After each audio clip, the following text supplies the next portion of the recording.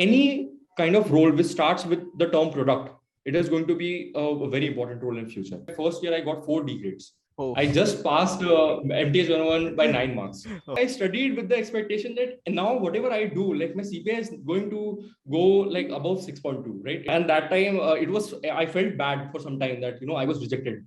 Whenever I have succumbed to peer pressure, my life has been miserable, even if I have gotten results.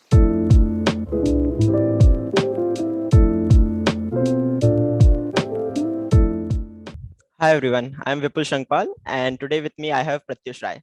So to set the context, the focus of today's talk is not on some general career related guidance, but it is on certain aspects that we as school students or college students miss. And we do not know until someone who is already in the corporate world tells us. So I have with me Pratyush Rai. Pratyush Rai is an early stage entrepreneur. Before this, he was in BCG, the Boston Consulting Group, as an associate consultant, and he worked with optimizations projects of worth $100 million. So before that, he was he is an alumnus of IIT Kanpur, and during his stay, he was the president of Students Gymkhana. So here we are. Hi Pratyush, how are you? Doing good. We're very excited to talk to you about all the things which I have learned and know your views. Yeah.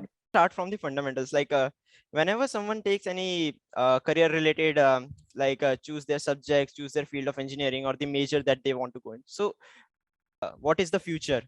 So I think in terms of choosing your relevant career option, the best strategy which I think I have applied and I've seen a lot of people apply is to not select what you don't want to do. So specifically for high school students, right?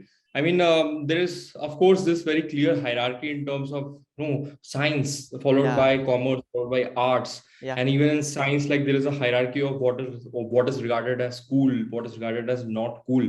I think just in terms of deciding what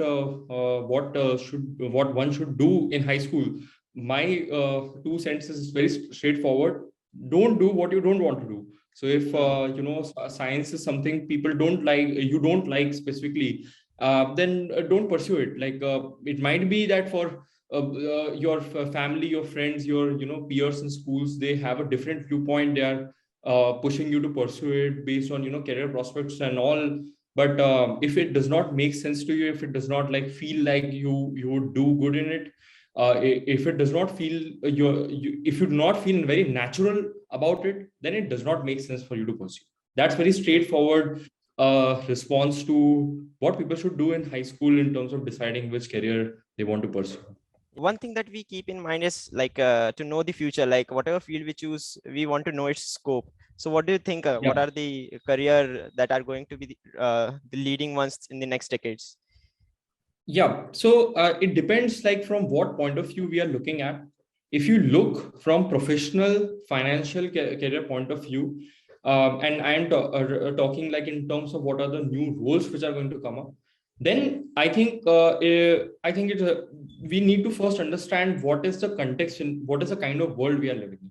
Okay, so let's just try to see how our country and entire society has evolved in the last 50-60 years since independence. Okay, there is a very high chance that most of your parents they were in jobs wherein they were into one firm for a very long time, HUL, or any such company wherein they are working for 10, 20, 30 years and they're making a career out of it. That paradigm has completely changed. We are in an accelerating world. It's not like what skills were relevant 10 years before are going to be equally relevant right now. MS Excel was a hard skill in maybe 1980s, 90s, and early 2000s when people started to use computers. Right now, MS Excel is regarded as a basic skill. School students are learning it. You must have learned it in school. So if you see broadly, the paradigm is changing so fast in terms of what is relevant as a skill set in the world, that making a career is now not the right way to think about it. People need to start seeing what are the relevant needs of people and what are the ways in which those needs are sorted.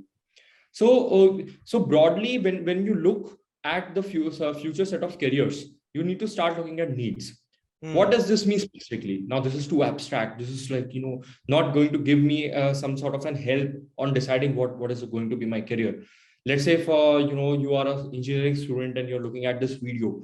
You might be wondering whether as an engineering student, data analyst roles are like the next big thing, or data science Yeah. roles, Yeah. or, machine learning, new cool, or blockchain. So how do you come about deciding on which career you need to take? I think again the same way to think about it is, what are the new kinds of ways in which people's needs are evolving. If you look at it, 20 to 30 years ago, people were far more services driven, sales driven. The important professions were services driven, and that's why a lot of services roles were prominent. Okay. Right now, most things are product driven, and it is also evident in the way in which companies are valuing stuff. So for example, if you look at FMCG roles, FMCG firms, ITC, HUL, Hmm. most of the leaders in those firms are from sales or marketing background. They are not from product background. They're Okay. not people who are designed great apps or who have understanding of how to make great products. Okay. Okay. But in the next 10 years, and in the last 5 years, if you see, product has started to emerge as a far more important paradigm. So you can see that the way in which things have started to change is that from a services led industry, we have started to become a more product led industry. So if you want to get a specific answer to this, that what are the future roles, and being agnostic to science, commerce, arts, everything else, then the straightforward answer to this is, any kind of role which starts with the term product, it is going to be a very important role in future. Product design. If you are into design, if you are a designer, you should start thinking that how can I be a designer in product sphere. Product marketing. If you are a marketer, 30 years ago, TV ads were the thing. Right Hmm. now, how can you use Use numbers, do Google ads, Facebook ads, those kind of social stuff. media. Yeah. Even influencer marketing, those kind of things are like becoming popular. So product design, product marketing, product management, product development, all these kind of stuff are going to become far more important in the next decade as compared to previous decades. Specifically, based on the way in which I used to see the career I personally took. So I was a consultant. I saw that pre 2008, the most important role was finance. Finance was the role in which people wanted to enter, because they used to sit at the pipeline of raw cash, and it was far more sales driven. So they learned how to do sales in finance. After 2008, due to financial crisis, decline of the entire financial ecosystem industry, consulting started to gain far more prominence.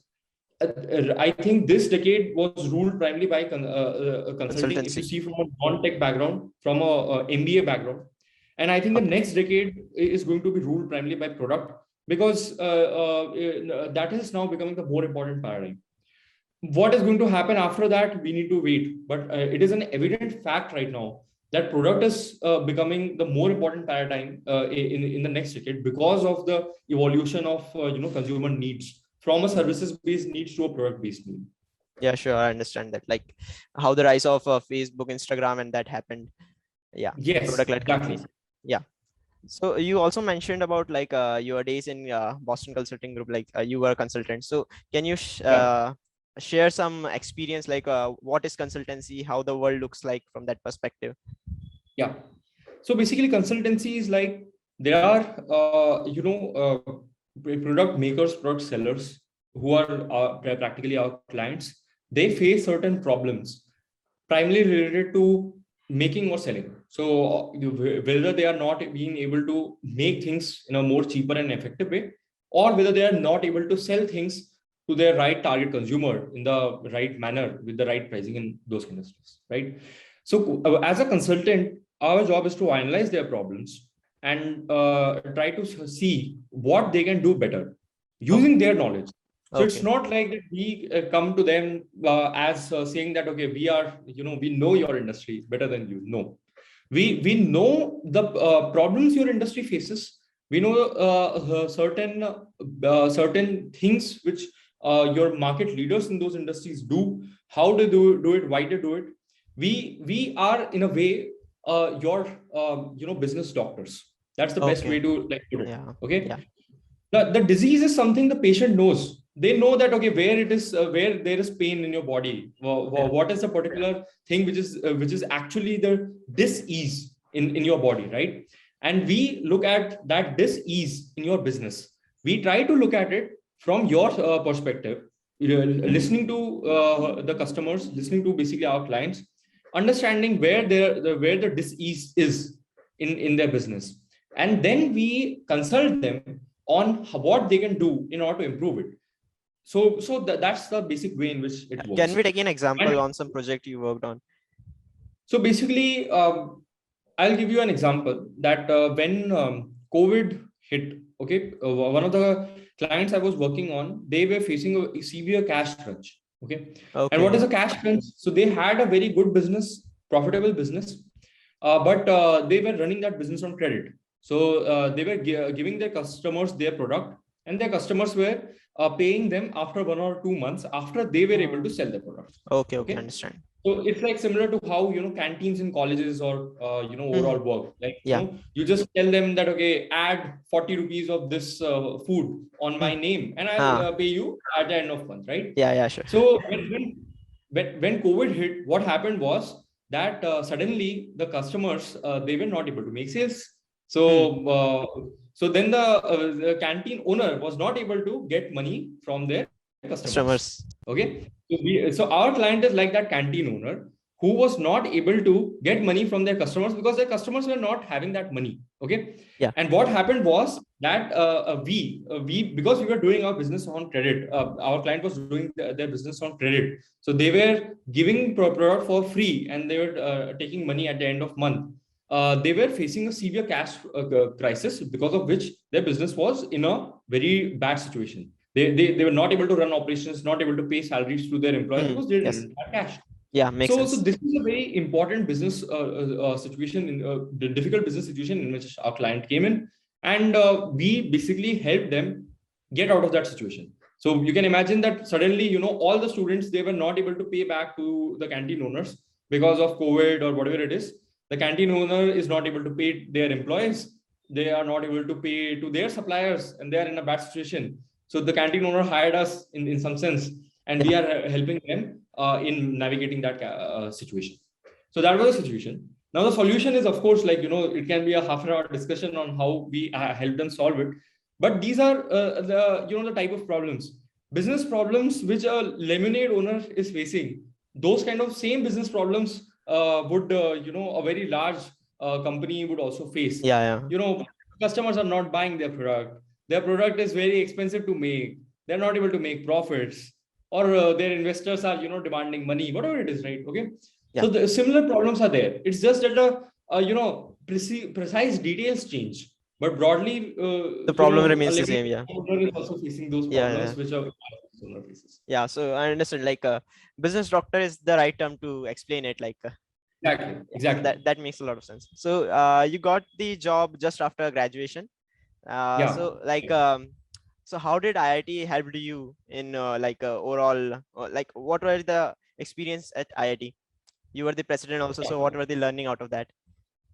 I think the most important experience or learning or whatever it is was to be grateful for what you have and not have too many expectations. Yeah.